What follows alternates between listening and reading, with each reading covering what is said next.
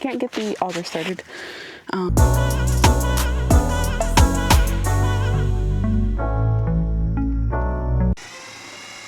Hey guys, and welcome back to another video. So in this video, I guess I forgot to do an intro. It was hot outside and we were just trying to get everything done, so it completely spaced my mind. So this is your intro. I hope that you guys enjoy this video, and I will check back in with you at the end once the gate is installed.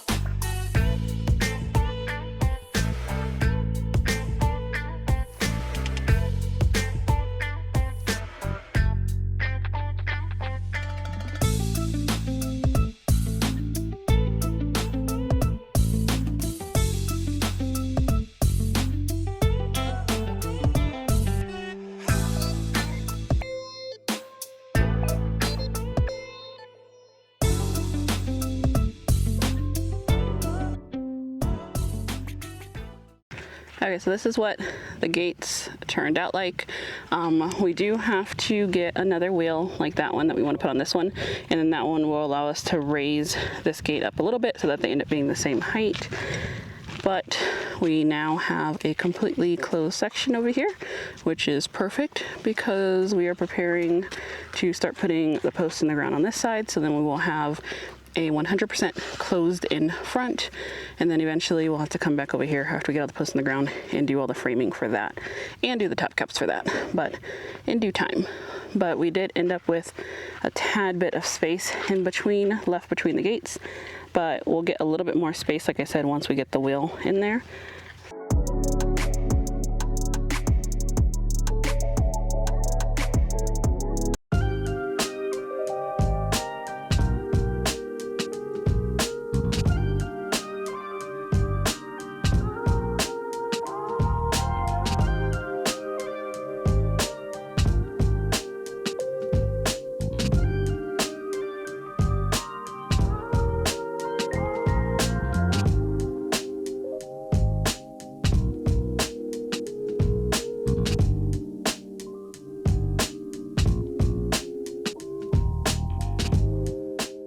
Okay, so good morning.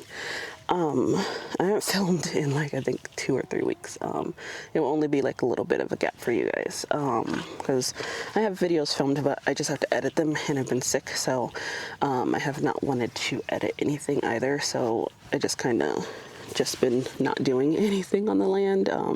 We do like the necessary stuff that we have to do, but as far as big projects, fence we paused on. We have the fence to a good place where cows really can't get in. That's the only thing that we're worried about getting in here. So I think other than that, we just haven't done anything. Well, I haven't really done anything besides like go and get water and stuff like that. I think today is the first morning that I feel okay. So I'm like, before I feel not okay, I was like, let me get out here and get a little bit something done. So with me being sick, I've been avoiding going to the post office, and so I went to the post office finally yesterday, and we had a lot of packages to pick up. So a lot of stuff that we need to get installed, a lot of some other stuff that Elijah ordered for maintenance for the cars, just like little things that we need. So okay, so I'll just show you guys what I'm opening, because some of our windows in Terry need new knobs. So Elijah went ahead and ordered some knobs online. They come with like the bolts and everything, because we need a new knob for our front window. We need one for little man's window, and I think that's it, just so that, you know, his broke. The kitchen one never had one, and we never ordered one, but now we have them. So I'll probably install these later today. We also ordered this because we are swapping over Terry's sewer septic to a permanent fixture, so that we don't have to use that little accordion tube anymore. So Elijah got this, and then this just hooks on just like the little sewer hose does, and then you permanently put glue PEX pipe into here. So that is what we're gonna do, and then we'll just permanently glue it into Terry's septic outlet that goes to the septic. So we'll end up installing this as well. I won't show you guys when we install that, or I don't know if you guys want to see what a permanent septic fixture looks like. I say permanent, but you can cut it, but it pretty much is a permanent fixture, because I know a lot of people are in their RVs for a longer period of time, and those sewer hoses can be annoying, so we figured that if we just put a permanent fixture in, it would just eliminate all of that together. And then this is just some other stuff that we needed. So there's that one. You guys are sitting on top of the other box that I need to open, so I'm gonna move you really quick. Okay, so I moved you. So I'm trying to get to this big box behind me.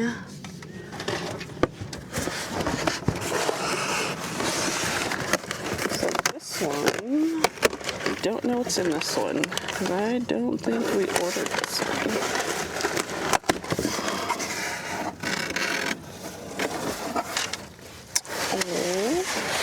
Okay, so let me show you this one. I'm sorry if the angle is bad, but I should have moved over to the table, but I need to move the car. So it looks like, oh, somebody bought us something. So it says, enjoy your gift from JW.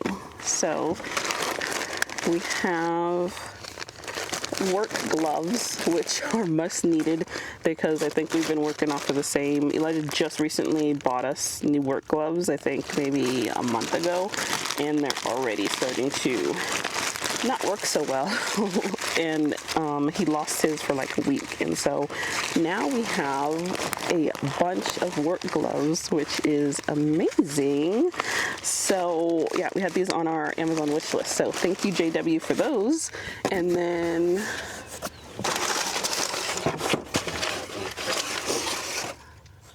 let's see, there's another box in here.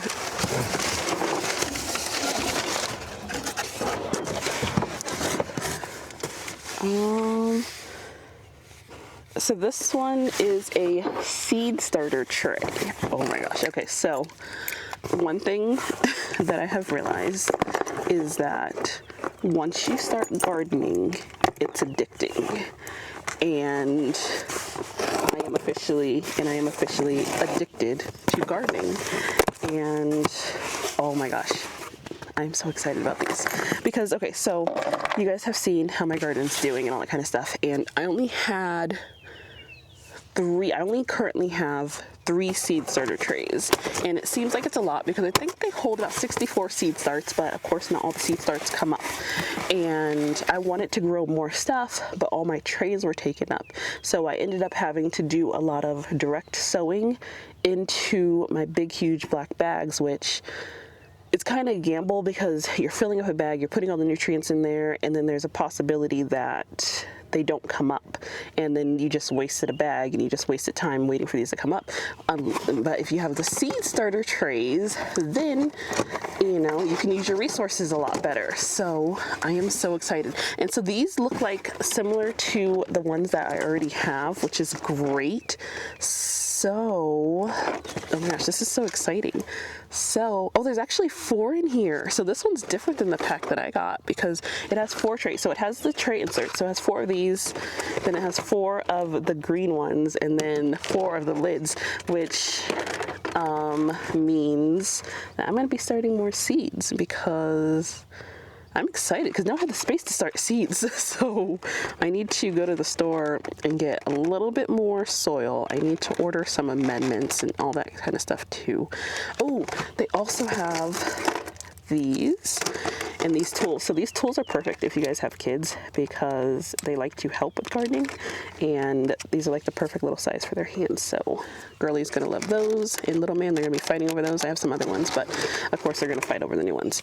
But yeah, thank you, JW. We appreciate you for sending us all these goodies, and I can't wait to put them all to use. Well, the gloves I'm about to put on now as soon as I get started on working because I need gloves. So I appreciate you very much. I am currently outside of our gate. I brought the car out here because I need to do some measurement spacings because we're going to be installing a keypad for our gate soon, and so I want to make sure I can get the keypad in a reasonable enough space where we feel like we can actually reach it. Well, we won't use it, we'll have remotes, but it'll make it just a little bit easier for when guests come to set it up. And then I don't know, I doubt that I showed you guys this. So this is the concrete wall. That's the pillar that we had set up. And then as we go this way, all of our front posts are fully set on the front side. And they go higher starting on this side, and then they start to go down lower just because of how our property goes down that way. We went ahead and strung barbed wire all through them to keep the cows out until we're ready to install slats, because I think we don't have any animals or anything, so the only thing we're worried about keeping out right now is just the cows. Even if we did have coyotes that came and visit us, which we might,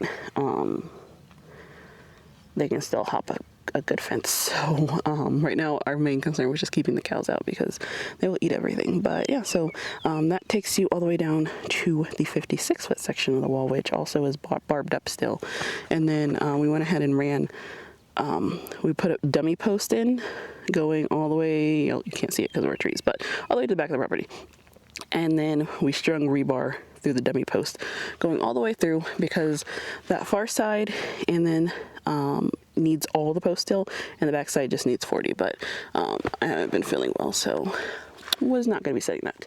Now, with that in mind, so let's talk about the entrance. So I went ahead and I parked the car at least like an average of where I think, like if somebody has to get out to push the keypad, they have to get out to push the keypad. But the way that I put the car, let me show you really quick. So this is the perspective that I put the car in.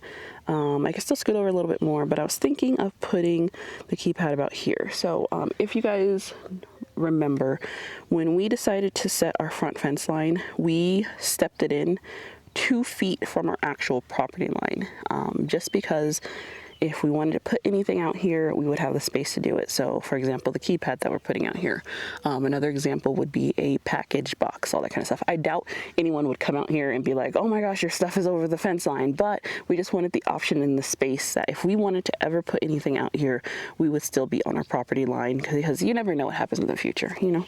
So we just don't want to deal with it if somebody decides to, get up in arms about it.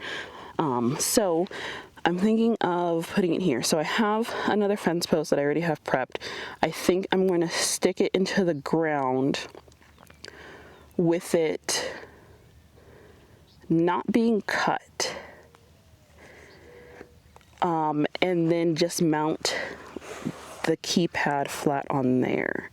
I'm not going to come out the keypad today. I'm just going to get the posts in the ground, get the concrete in the ground, but I got to hurry up and mark it because Elijah is going to be needing to get out this gate in a little bit instead of going all the way to the other side.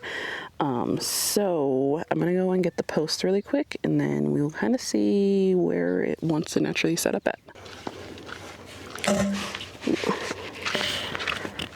Okay, so I had the big post. If you guys are ever curious, by the way, just a side note, about your gate sizes, just to put in perspective, so we have a 12-foot gate that we installed on this side, 12-foot opening gate, whatever. On the other side, we have a 20-foot. Originally, we were going to do a 20-foot on that side and a 40-foot on this side, which is, at this point, I'm just like, oh my gosh, that would be like overkill. But we have had a full-size, you know, big, huge bulldozer, backhoe, a big, huge backhoe fit through our 12-foot gate. We've also had a giant orange door delivery truck fit in and out of our 12-foot gate. FedEx, UPS, we fit in perfectly with the trailer. So just to put in perspective out of, you know, all that kind of stuff, if you're curious about your gate sizes, a 12-foot gate is great. We have not tried a concrete truck yet, but that's why we have the default 20-foot gate. But it was just amazing, like, because it looks like a small space, but everything fits in fine. And then also when we got our delivery of wood, since these babies are 8 foot, they brought them in. The first delivery that we had, the guy didn't want to come in, and so he brought them in on the forklift, and they were laying this way, and they just fit straight through the gate perfectly fine. So I was like, okay, I guess we made a good decision on the gate sizes. So okay, let's figure this out really quick. Okay, so I'm thinking that, so I can't get the car, I can get the car a little bit closer, but that's kind of pushing it as far as with the gate. I would feel like this is a comfort area for somebody to go ahead and put it here. So I'm thinking that if I'm reaching my hand out the window or my body out the window, I would be thinking about putting it here. That's where I would think of putting it. I think that might be our max spacing of where we can put this bad boy at. And then they should be able to, I've seen where people make like that little perch thing like that comes off the post. I don't think we're gonna do all that. I think we're just going to just mount it just flat on here, but just on this side. And I think that'll be good. So I'm gonna make a little mark on the ground. I'm gonna go get the auger. I'll auger it off screen because I think you've seen us aug enough, and it's literally the same every single time. So don't worry, this isn't the last time you'll see us aug, but let me go ahead and I'm just gonna make like a little divot mark right here so I know where I'm gonna need to aug at, and then I'll be right back. Okay, bad news. I can't get the auger started. Elijah thinks that it needs a new spark plug. So I'm gonna let it sit for a little bit, and then I'll see if I can get it started in a little bit. But if not, then this hole is on pause. Okay, so, sorry. I just got done fighting with the auger. So Elijah got the auger started. I was able to dig the hole part of the way. I want to go further down, but it ran out of gas in the hole.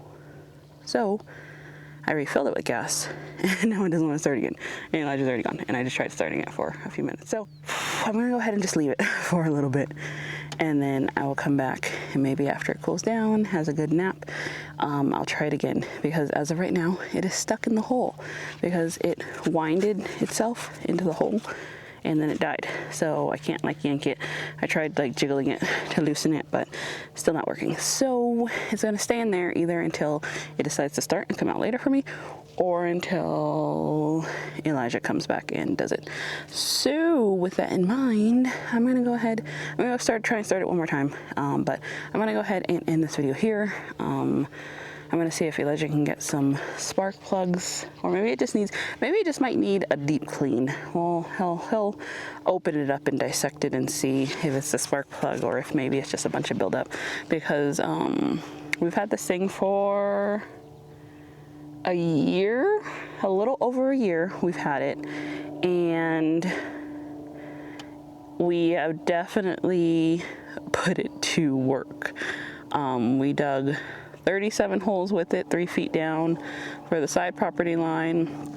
We dug 4 holes with it, 3 feet down to support both of our gate entrances. We then dug 26 more holes, 3 feet down to do the front post. We temp auged 37, 38 holes on the side property line. We temp auged all 46 of the holes for the back, and then we auged all the holes for the play area twice, because if you remember, we moved the play area. So and then I also did it for another project, which you guys will see in an upcoming video. So this auger, and it planted a peach tree. So this auger has definitely been put to use in the last year. So I'm pretty sure it's ready for some type of maintenance. You know, I don't know. That's Elijah's thing.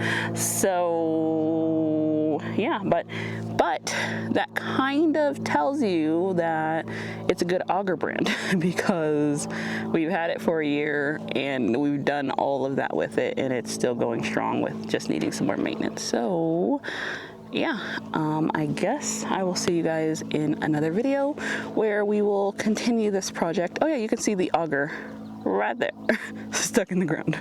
Because I was like, at first I was like, oh, that's fine, I'll just go ahead and I'll just set the post at that height. It's whatever, it's just for a keypad, you know, it doesn't really need to support anything heavy. So I was like, I'll leave it like that, but then I couldn't get the auger out. So I was like, okay, I guess it's not meant to be. I guess this is the signs telling me to go do something else, to go inside and go relax a little bit, because I'm starting to not feel good anymore. So with that in mind, I will see you guys in the next video. Bye.